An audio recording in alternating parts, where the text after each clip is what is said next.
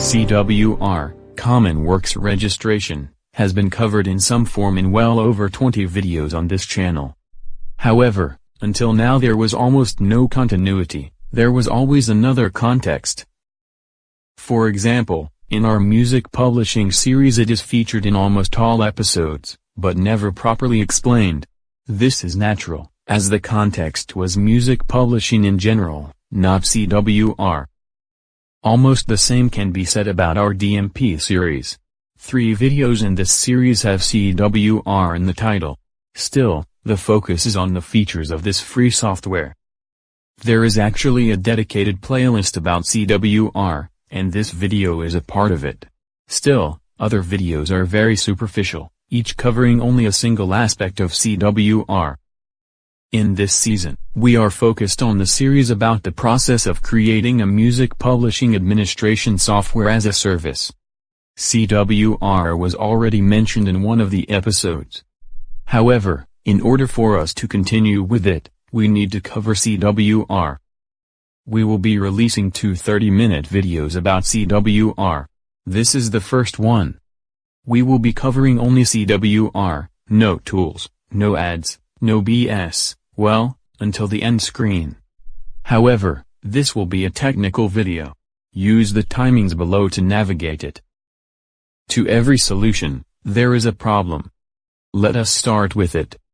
Collective management organizations, CMOs, are collecting royalties on behalf of writers and publishers and then distributing them.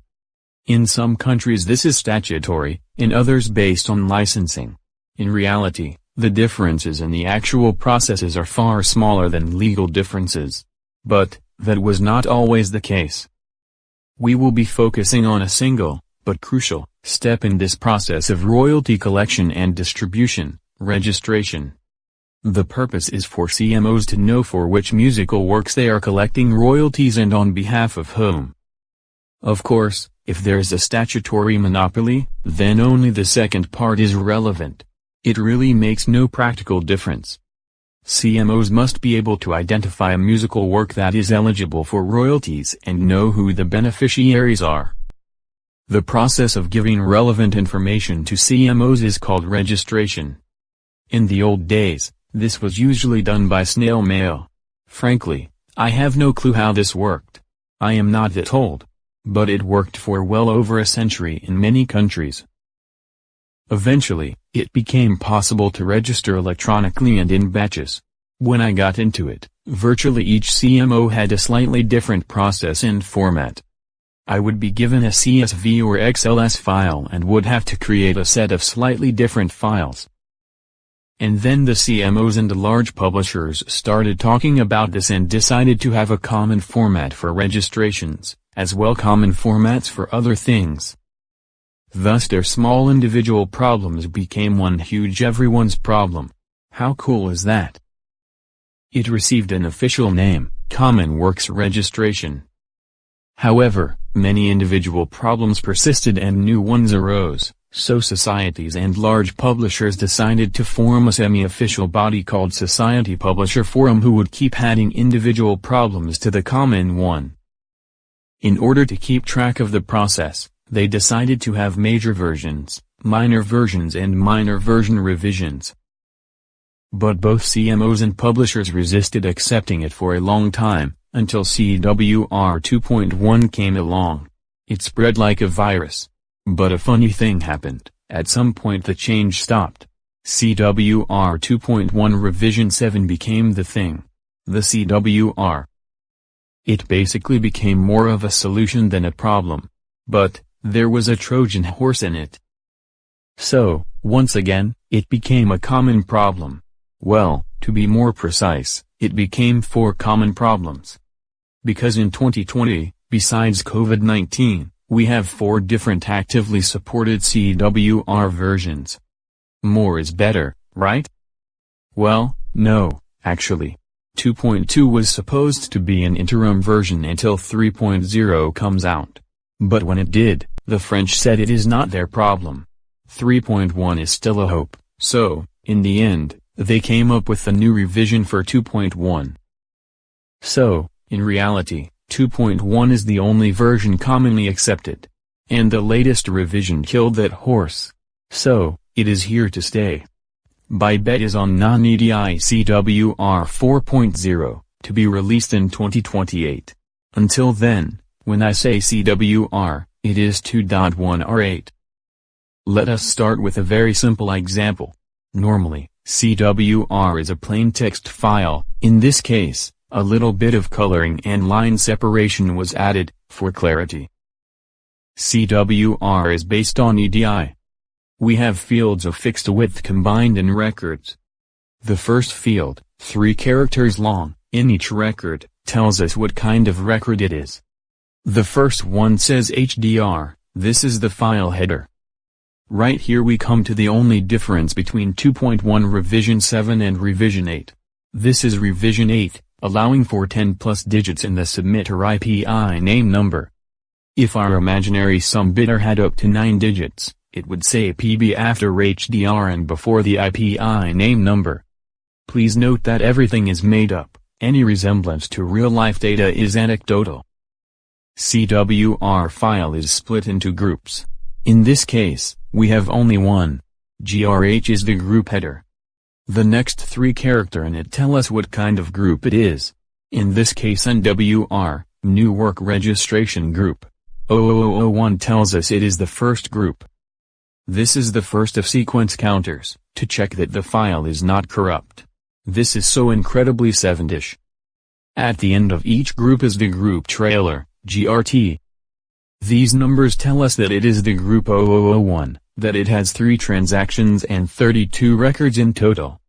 At the very end, there is the file trailer, stating that there is one group, 3 transactions and 34 records in total. Let us have a look at each transaction. Remember, this line separation is added for clarity. There are no blank lines in a CWR file, not even at the bottom. No CRLF at the end of the TRL. Okay, so we said this was a NWR group, so each transaction in this group starts with the NWR record. New Work Registration. Then we have 2 counters, 8 digits for transaction in a group, and 8 for a record in a transaction, both starting at 0. Then we have the title, up to 60 characters long. Everything in the CWR file should be in uppercase. Except if CMOs send it, then it is okay to have any garbage in there. The rules do not apply to them. Because reasons. Title is followed by submitter work ID, 14 characters, ISWC, 11, and a bunch of other information. It goes on and on and on. Next, SPU. Seriously, we are going to go through all of the records in this transaction, one by one. SPU stands for Controlled Publisher. S for some reason means controlled. Then we have our usual 2 8-digit counters and another one, which is 2-digit, and starts with 1. Yeah, sometimes sequences start with 0, sometimes with 1. This is a publisher chain sequence. As we have only one publisher here, I will leave the explanation to when we will go through a more complex example. Seriously. We are going to do it. Then we have submitter code for this publisher, 9 characters. Publisher name, 45 characters, 2 characters for publisher role, E-space means original publisher, pardon my French. Then tax number, which is empty, zeros mean empty, then IPI name number, then bunch of spaces, which means empty fields. Seriously, sometimes it is 0, sometimes blank, and you must get it right. And there is no right in some cases. Then performance rights affiliation, 052 is PRS, then the own PR share, 0500 is 50%. Then the same for mechanical, 044 is MCPS, 100%, and 100% for sync, no affiliation. And on and on. SPU is followed by SPT, well, if the publisher collects somewhere. SPT stands for Collecting in Territory for Controlled Publisher. Publisher code, then some blanks. No, these are not empty fields. Just blanks. Seriously. And then the shares again, collectible. This publisher collects 50% for performance and 100 for mechanical and sync. Worldwide. I means included, 2136 means world. N means no shares change. A long story. And another sequence, starting with 1. SWR stands for, controlled, writer. Makes sense, almost. Then submitter code for the writer, last and first names, role, tax number, IP name, similar to publishers, SPU. SWT is actually similar to SPT, just no blanks. Because reasons. Legacy reasons. Ah, you noticed? Smith has no first name. Well, first name is not required, last name is, well, for a controlled writer. I have no idea what Smith's first name is. Agent? And MPWR, this one makes sense, it means publisher for writer. It says that the publisher for Agent Smith is music metadata. There is also a society assigned agreement number in this record IL1J4VA. Then we have a recording record, but I am not going to scroll to show you the last field, it is ISRC. And the last record in this transaction is origin. This is a library work, and here is the data about this fact. The second work is slightly more complex with 2 writers, one of them not controlled, OWR, a performer and 2 recordings. And the third even more, as it is a modification of the second work. Okay, this covers our first overview of a CWR file. We will focus on the CWR file structure, but instead of data, we will look on challenges and solutions. A CWR file has one or more groups of transactions of the same type. Transactions are a list of records of multiple types, each consisting of a number of fixed-width fields. We also saw there are many sequence counters. But, all this is really technical. Various CWR versions specify many different types of transactions, but we will only focus on those in actual use. NWR is new work registration, Rev is revision of already registered work. This separation is plain stupid and removed in CWR3. There we have only WRK, work registration. ACK is an acknowledgement a CMO sends as a reply to one of the registration transactions. SOAK is actually from another specification called CWR Lite. It is like preschool level ACK, acknowledging nothing. ISW is only used by a handful of CMOs to notify about ISWC assignments after the registration. In CWR3, they made it smarter. One can ask for ISWC even without providing all the registration details, only basic immutable data. As a publisher in 2020, all you are interested in is creating work registrations and processing acknowledgements and, rarely ISWs. Let us go through the registration transaction structure.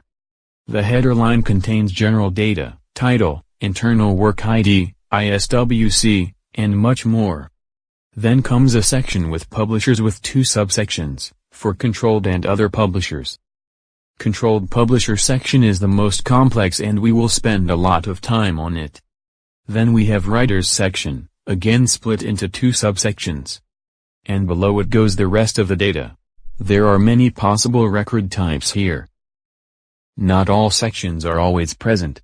Here we have the NWR header, controlled publishers, no other publishers, controlled writers, one other writer and the OWR row, and 2 more records. This was the third registration in our earlier example. We have finished the introductory parts and will now get serious. If you are serious about this, you will want to download and open CWR functional specification, available at this address. We will be focusing on issues that many get wrong when creating CWR files. It took me years to figure out some of this stuff. You will probably want to pause this video many times, check the documentation and think about it before proceeding. In the functional documentation, there is a table like this one for every record type. This is actually just the beginning.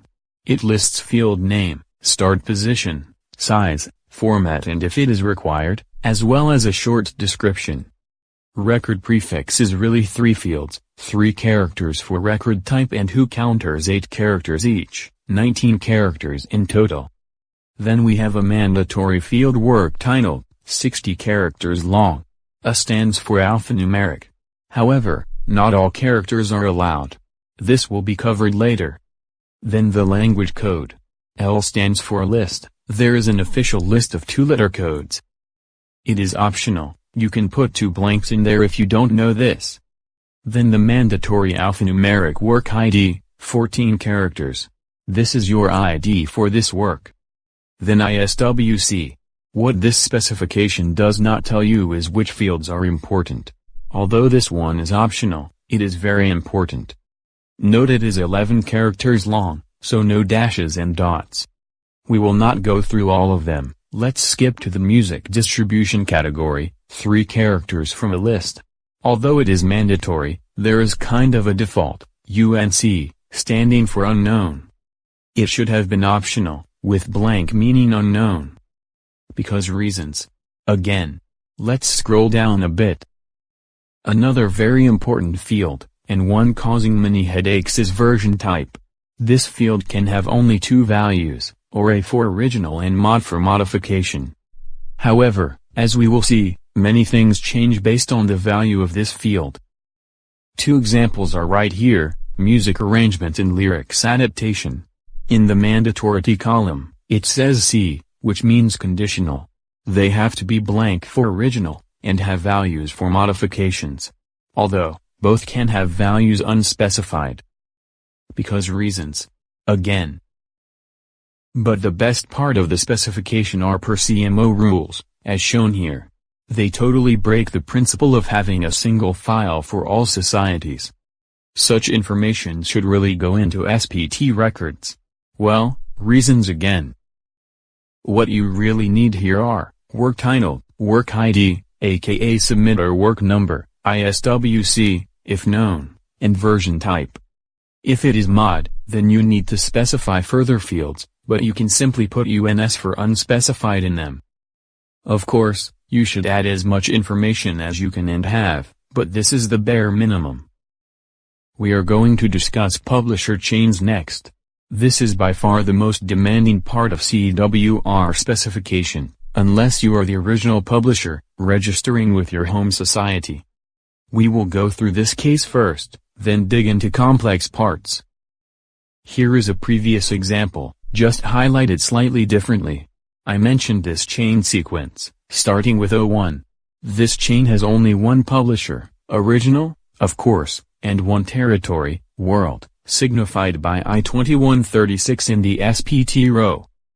Here we have a slightly more complex example, with 2 chains. 1 original publisher in chain 01 and 1 not controlled, and unknown, in the chain 02. Note, there is only OPA row, no OPT, which does not exist in CWR 2.1, but does from 2.2. SPU chains come first, followed optionally by OPU, but the sequence continues incrementing, as in this example. Of course, chain implies more than 1 publisher, so let's have a look at another example. Our next example has a chain with 2 links. Note that we have 2 SPU lines with the same chain sequence. This means they are in the same chain. The first publisher is original, signified by E. The second is sub-publisher, signified by SE. Remember, these records have a lot of data later to the right, but they are of no interest at this point. Instead, we will focus on SPT records. They are the most important ones, as they show how much publishers collect, per territory. We will cover all the fields in this record, at least when it comes to CWR 2.1. We have our record header, SPT, and 2 8-digit counters. Then we have internal publisher code and several blanks. And then the interesting part begins.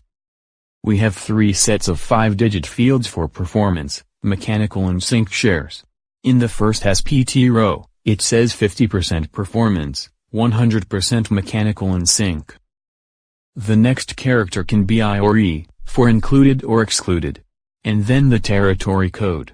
2136 means worldwide, and 0840 means United States. So, this combination means that this publisher collects 50, 100 and 100 everywhere except in the United States. Note that in exclusion records, all shares should be zeros. The next field is a Boolean. It can be Y for yes and N for no. It signifies if collectible shares in this record are different from owned shares. N stands for not different. And another sequence, already mentioned. In the SPT row for the subpublisher we have IO840, this means including United States. So, this publisher collects 50, 100 and 100 there. Also, note that the sequence restarts for every SPU, it is 0, 0, 1 again. As the number of subpublishers goes up, we have more and more of the excluding SPT rows with the original publisher, or administrator, and more SPU plus including SPT combinations. Here we have added subpubs for Canada and Mexico. Note that the rest of the files, below publishers, does not change. And, with a single original publisher, all we have is a single chain. 01. Let us now focus on the second registration. Here we have a modification of an original work with unknown writer. This is usual for traditional works. And we have Carmen Cartoon, a fictional arranger. This work is co-published, and the other original publisher is not specified. The SPU-SPT part is basically same as in the first work, except that the shares are halved. But there is this additional OPU, other publisher record. Known or unknown, in CWR 2.1, OPU data remains the same when sub-publishers are added, as they are not added for other original publishers, only for controlled ones. Below other publishers, we have writers, in this case SWR and one SWT row, for the world. There can be more SWT rows if collectible shares change, not the case here. Then we have another writer, not controlled. This is the composer of the original work, so unknown. Note, we have one unknown, or rather unspecified original publisher, who is also Carmen's publisher, and the original writer without a publisher. I know how to figure this out, but it is not really explicitly stated. We'll come back to this in several minutes. Let me recap pubs. In this section we have two subsections, for controlled and other publishers. In the first, we have SPU and SPT records, on the second only OPA records in 2.1. Actually, there can also be NPN records, for non-Roman publisher names. There can also be non-Roman titles, etc., but we will not cover any of them. They are really rarely used and there are too many issues with them and too much confusion. Writers come after publishers. Should be the other way around, but it is what it is. This section also has two subsections, for controlled writers and for others. Now, calling writers controlled in this context is wrong. This really only means writers who have a publishing agreements with publishers from controlled chains. Let's have a look at our simplest example again. We will be focusing on the last three rows here. SWR gives us general information about a writer. It is quite similar to SPU row, the only notable difference being that writers have first and last names. This can be followed by a row with non-Roman name for the writer, but as I said, we are not covering those. Then we have at least one SWT. This is almost exactly same as SPT for writers. In CWR2.x, there are fewer blanks here. There must be at least one SWT. Actually the rule is that any territory mentioned in publishing chains must also be covered for each of the writers. As shown here, we have only world, which is the usual way it is done. This is important, so let me explain again. In publishing chains, original publisher is collecting for the world excluding the US. Avians are collecting for the US. So, that means that publishers, collectively, collect worldwide. So, world and SWT is okay. Then we have PWR record, publisher for writer. This is a link between the writer and their original publisher. Well, in 2.1, in later version the actual publisher chain must be specified as well, so it is a link between the writer and the chain. In this particular case, it makes no difference, as there is only a single publisher chain. What this record says is simply, DMP is the original publisher for Carmen Cartoon. It is quite usual these days for one writer to have more than one publisher. This is called co-publishing. We do have a video about it, of course. Note that in CWR 2.1, PWR must only point to SBU chains. This has been changed in subsequent versions. If there are uncontrolled writers, they are listed next. Usually, there are only OWR records in 2.1, as OWT did not exist until 2.2. And, as I said, no PWRs. We will not go into record details here, because SWR is very similar to SBU, OWR to OPU, SWT to SPT. And in 2.2 and beyond, OWT to OPT. Remember, this last example is a modification.